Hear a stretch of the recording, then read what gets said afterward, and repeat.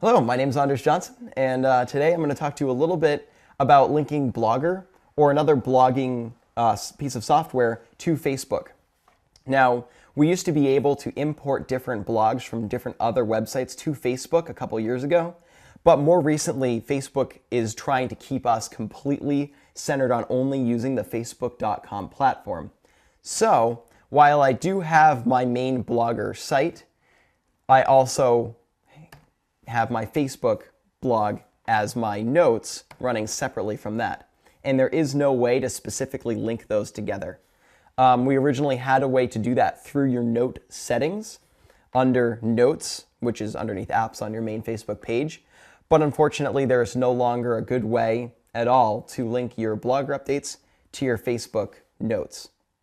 My name is Anders Johnson, and I just talked a little bit about Notes, Blogger, and linking those together on Facebook.